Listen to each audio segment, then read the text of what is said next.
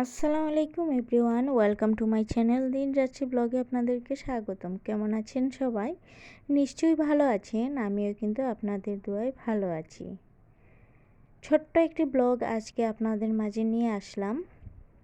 একটু রান্নাবান্না করছি আর তার সাথে আপনাদের সাথে একটু গল্প করে নেব। তো রান্নাবান্নার বিষয়ে তেমন কিছু বলবো না, কারণ এইটা কোনো স্পেশাল কোনো ডিশ না। এগুলো কিন্তু সবাই পারে রান্না করতে আর সবাই রান্না করে। শুধু এইটুকু বলবো যে রান্না করতে করতে মাঝ দুপুরে একটু কিছু খেতে মন চায়, মানে ক্ষুধা লেগে যায়। তো সেই জন্য ঘরে নুডলস ছিল, নুডলস একটু সেদ্ধ করে নিচ্ছি। তো একটু পানি নুডলসের মতো করে এইভাবে খেয়ে নেব। বাচ্চাদেরকে বিশেষ করে আমরা এইভাবে নুডলস দিয়ে থাকি। তো বড়রাও যদি এরকম একটু ঝাল ঝাল করে খান তাহলে কিন্তু অনেক বেশি মজা লাগবে। তো আসলে রান্নাবান্না কাজের ফাঁকে একটু কিছু খেতে ইচ্ছে হলে এরকম ঝটপট একটু নুডলস রান্না করে খেয়ে নিলেই হয়। আর নুডলসটা এত সুন্দর হয়েছিল, এত মজা হয়েছিল কি বলবো। এখন একটু বেড়ে নিচ্ছি আমি, আমার হেল্পিং হ্যান্ড আর আমার সাফা, মানে আমার মেয়েটা, আমরা সবাই মিলে এখন নুডলসটা খেয়ে নেব।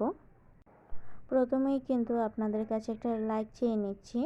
যে যেখান থেকে আমার এই ছোট্ট ব্লগটি দেখছেন, প্লিজ অনুরোধ থাকবে একটা লাইক দিয়ে দেখবেন। আপনাদের একটি লাইক আমাকে কিন্তু অনেক বেশি অনুপ্রাণিত করে। আর যারা অলরেডি আমার পাশে আছেন, যে আপুরা এখন পর্যন্ত আমাকে সাপোর্ট করে যাচ্ছেন, আপনাদেরকে অসংখ্য অসংখ্য ধন্যবাদ। যে ধন্যবাদ আসলে দিয়ে শেষ করা যাবে না, কারণ আপনারা ছাড়া আমি এতটুকু এগোতে পারতাম না।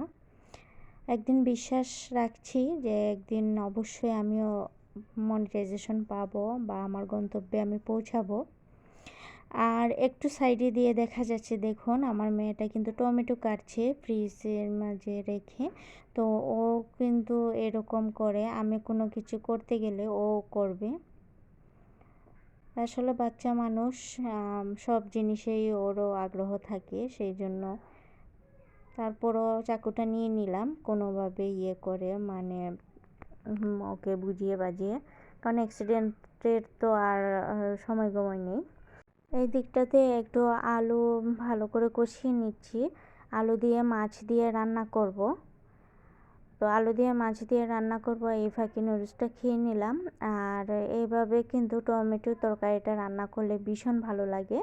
তো এখানে আমার রুই মাছ ছিল, মাছগুলো একটু ভেজে নিচ্ছি আর টমেটোগুলো একটু একটু করে দিয়ে দিচ্ছি। এখন এটা ভালো করে একটু জাল খেয়ে ফেললে মাছগুলোও ছেড়ে দেব, তারপরে একটু ধনেপাতা দিয়ে নামিয়ে নিব।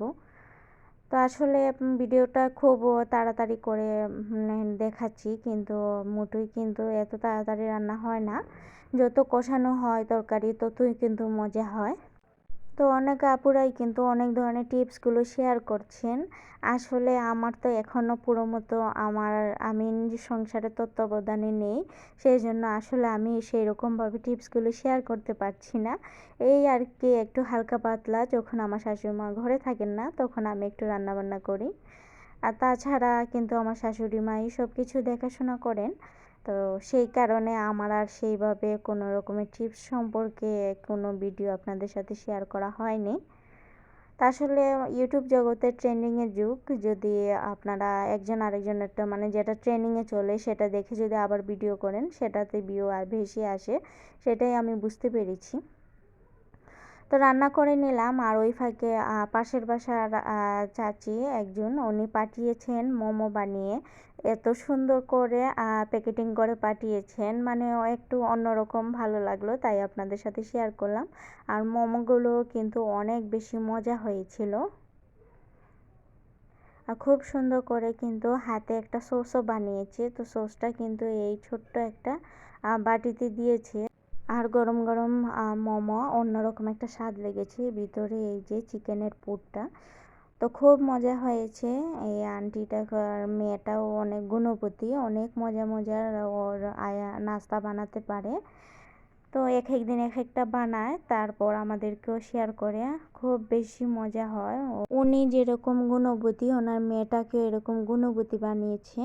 তো আজকের ছোট্ট ব্লগটি আপনাদের সাথে শেয়ার করলাম। আর অবশ্যই কিন্তু একটু কমেন্ট করে যাবেন যদি আপনাদের হাতে সময় থাকে। আজ এই পর্যন্তই, আল্লাহ হাফেজ।